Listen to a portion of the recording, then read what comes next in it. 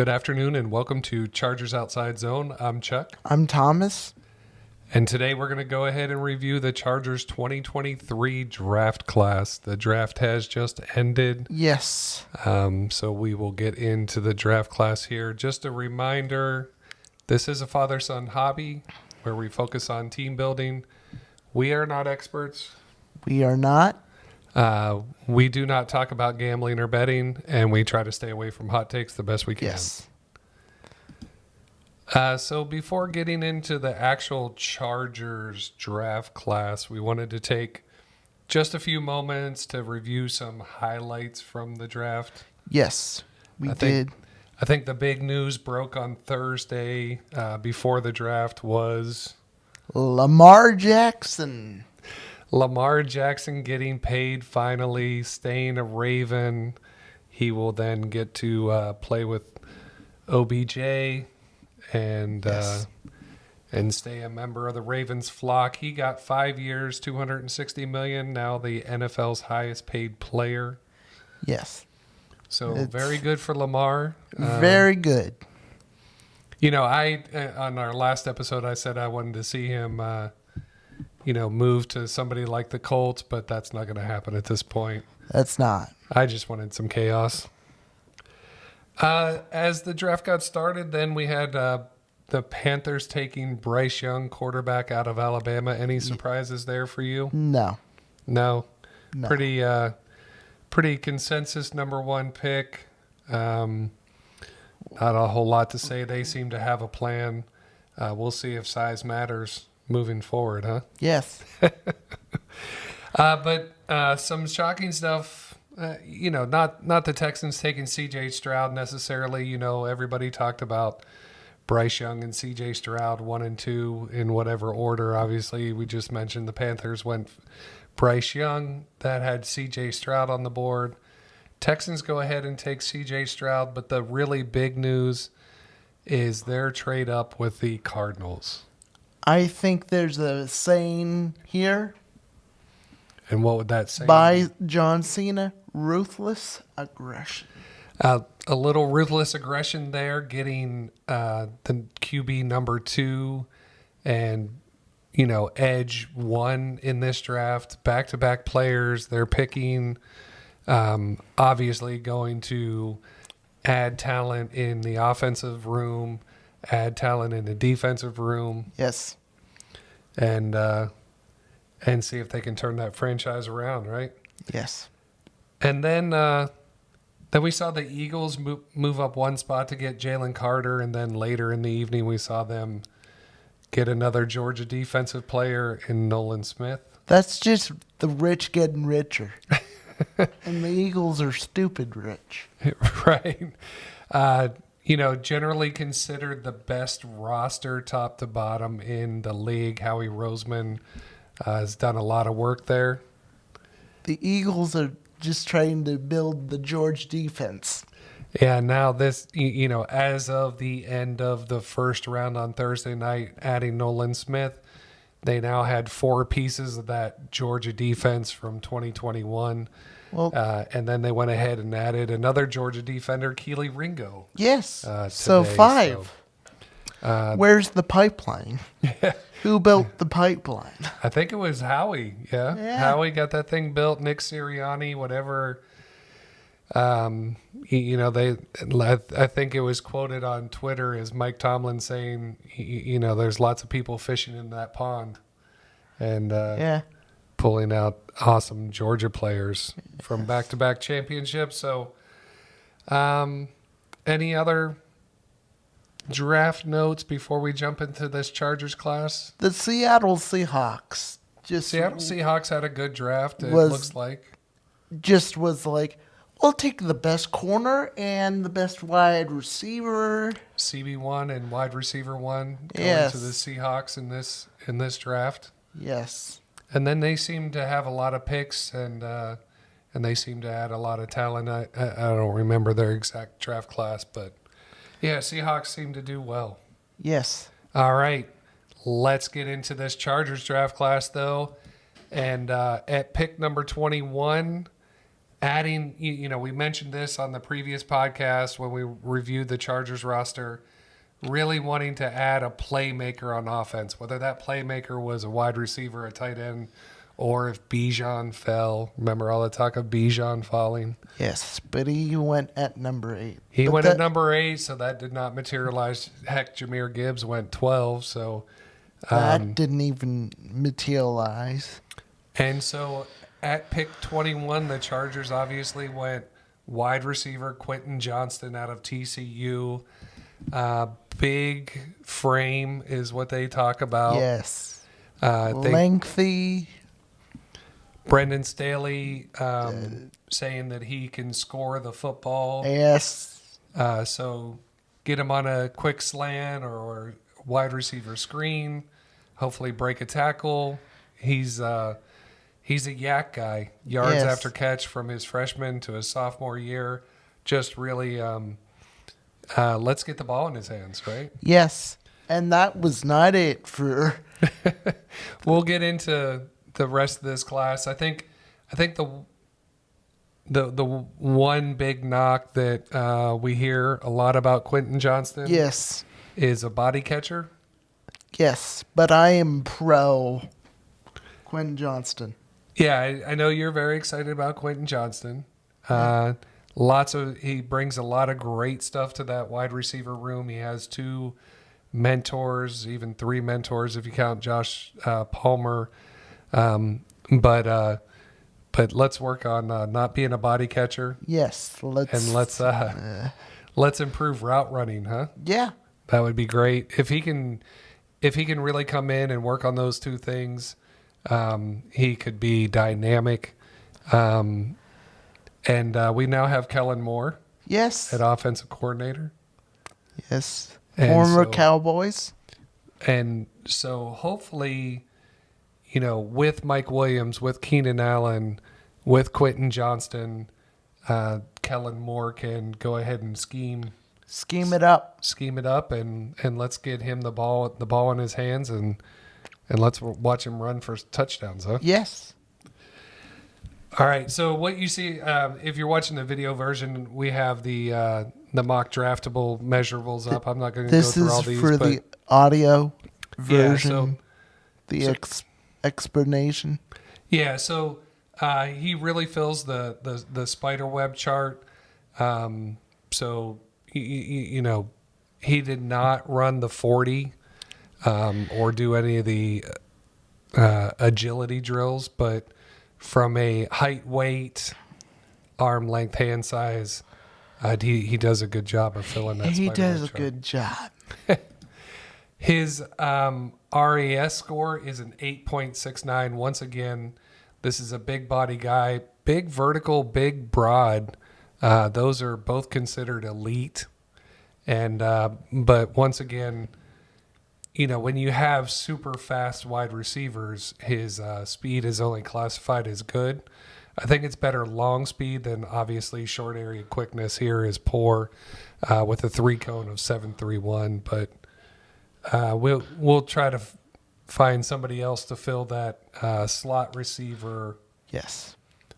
position where short area quickness is more important. So.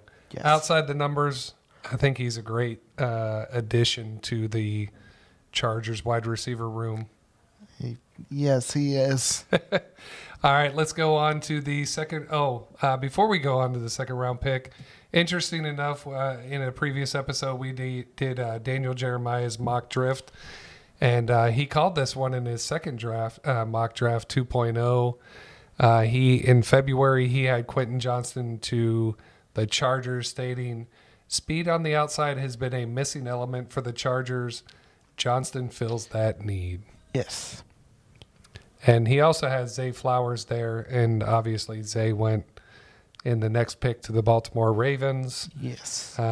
So in this case, with these 3 players all on the board, Chargers, their scouting department had Quentin Johnston ahead of the tight end and Zay Flowers.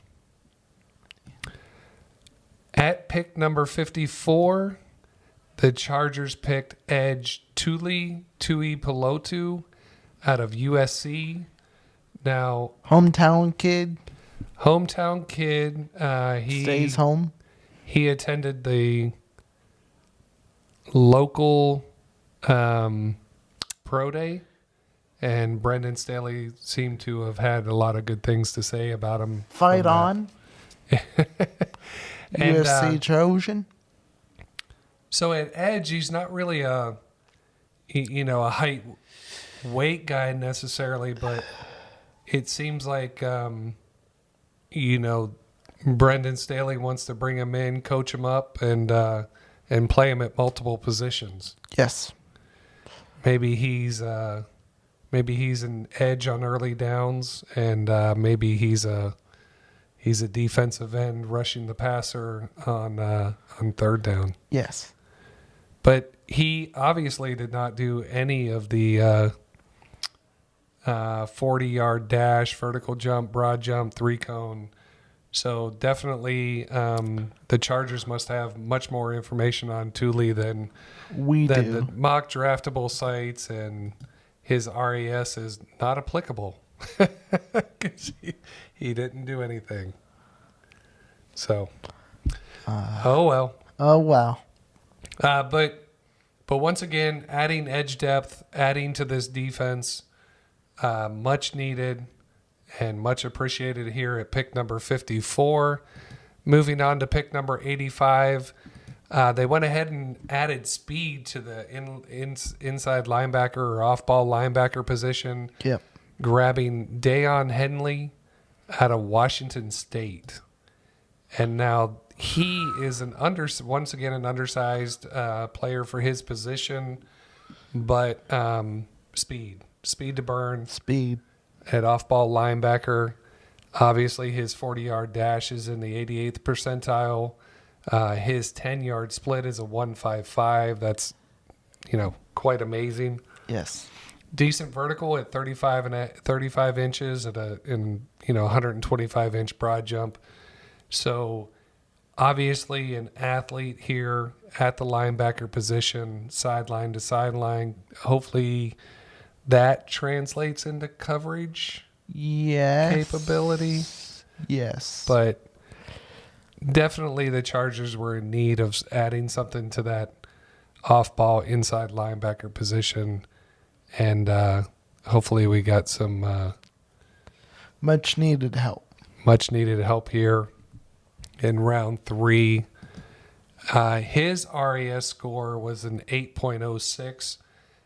Great speed, great explosion, but for the position, poor size at only 6 foot and 225. Mm-hmm. Okay.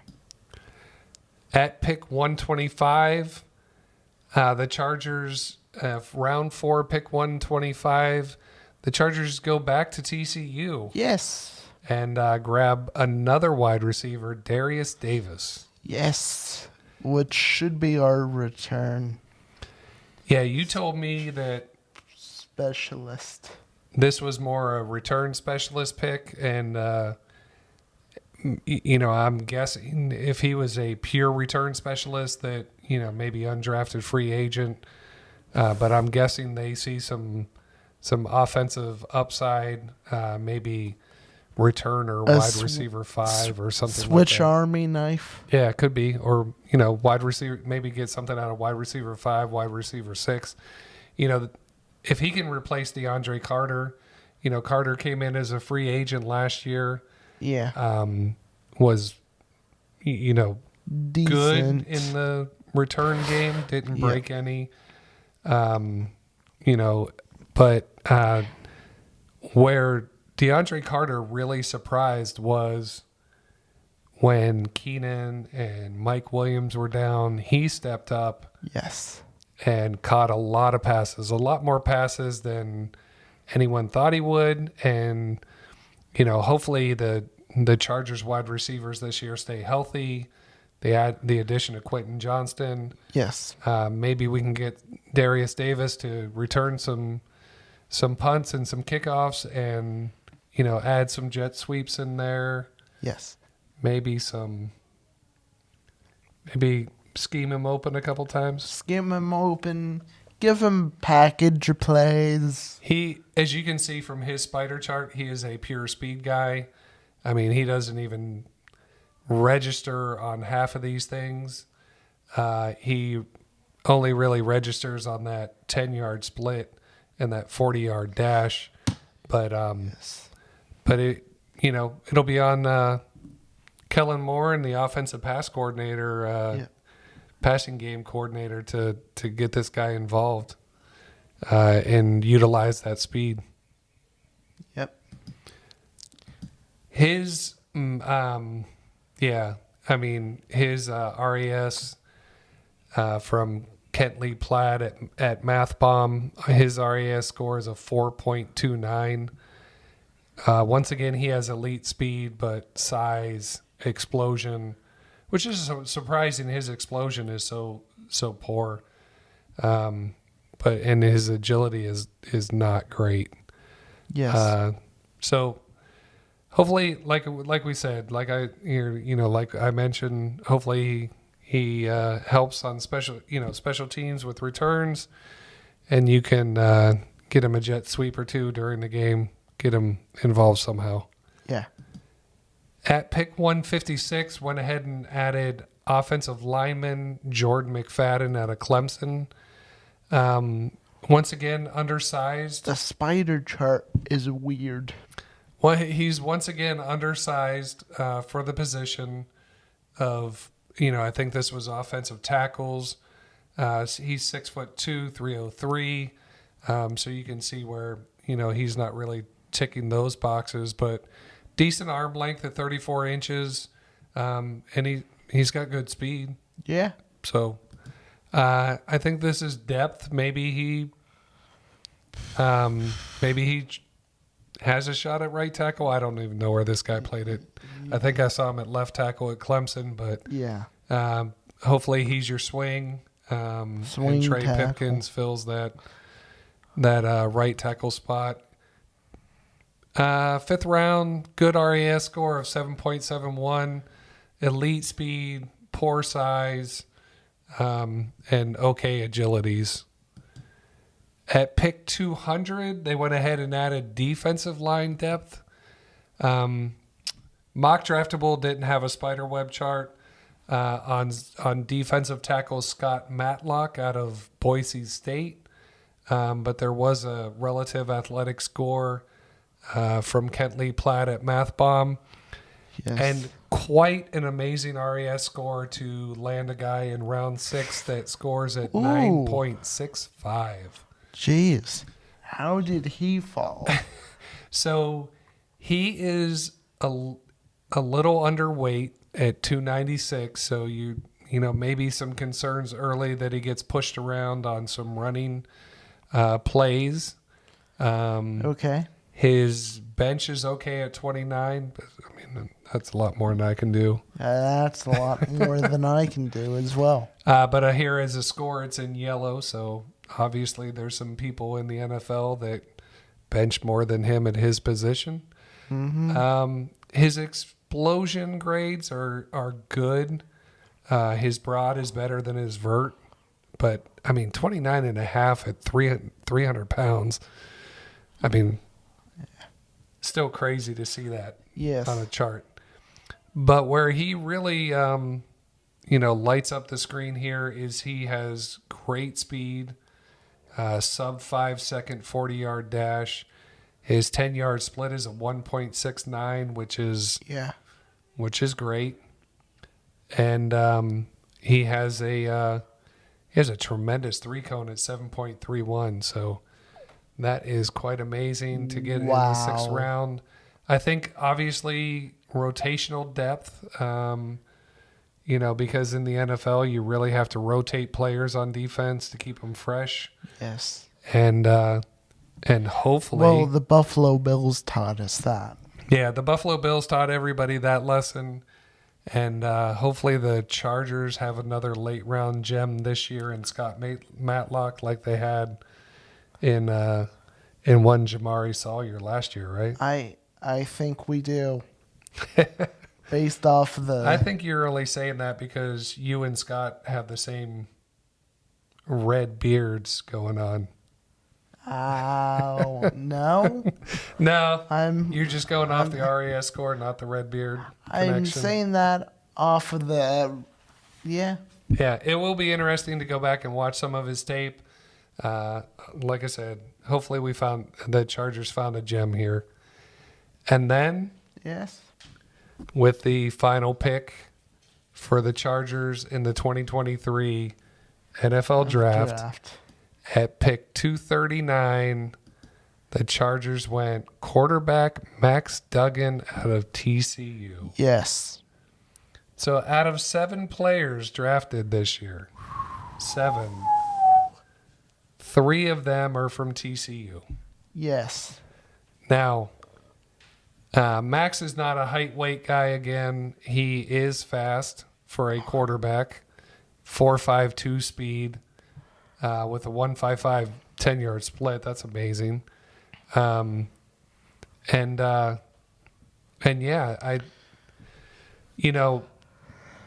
if you'd have told me before the draft started that the Chargers were going to draft Max Duggan from TCU, I would have been meh on it. Yeah. But I think for my opinion, you added 2 wide receivers from TCU, Quentin Johnson and Darius Davis. Yes. You needed a backup quarterback. Yes. QB number 3 on your roster. Why not draft their quarterback? I think it's a great idea. Great backup for Justin Herbert. Yeah, but what it does for you, during OTAs and training camp and during the week on the scout team or, in the meeting rooms. I would trust him over anybody backing up. Those 3 players have worked together for, at least 1-2 years. Yes. And he was in the Heisman. Yeah, and so I think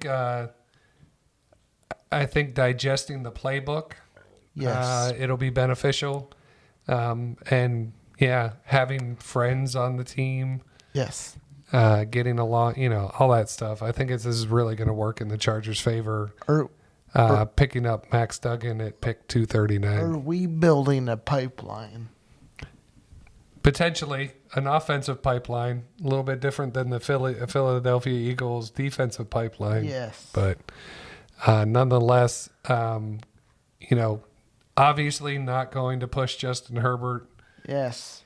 But I think he can come in and definitely help the wide receiver room and the QB room.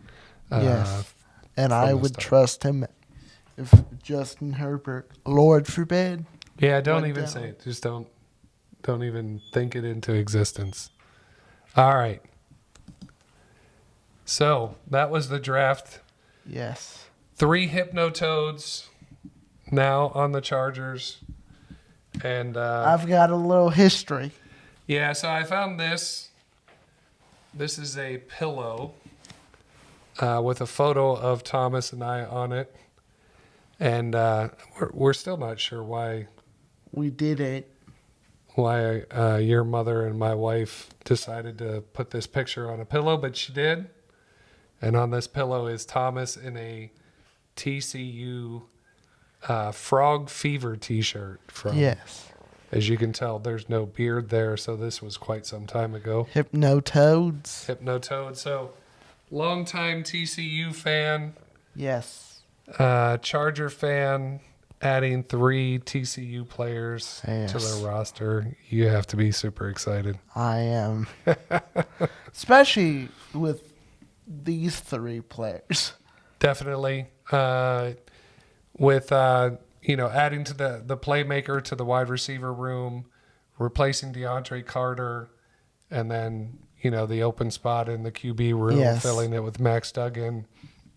And just getting all those benefits that we just talked about. If I would have told you hey, we would get 3 TCU players, you would have booed me out the building. Probably. Yeah. But all in all, going back to the roster review, added the playmaker, added to the defense, a little bit of offensive line depth. A little bit of defense. Defensive line depth. So, fingers crossed these are the right guys, right? Yes. All right. With that, we'll look to get out of here. Do us a favor. Follow us on Twitter at LAC Outside Zone. Our YouTube channel is Chargers Outside Zone. Feel free to subscribe and like the video and turn on notifications. We have a website, chargersoutsidezone.com. Email us at chargersoutsidezone@gmail.com. We try to do the episode every Tuesday and Saturday. With things a little hectic, it may be Tuesday or Saturday, or Yes. we might get something out some other day. But with that, we will get out of here. Hope everyone enjoyed the 2023 NFL Draft, and we'll see you again on Tuesday. Yes, we will. Bye. Bye.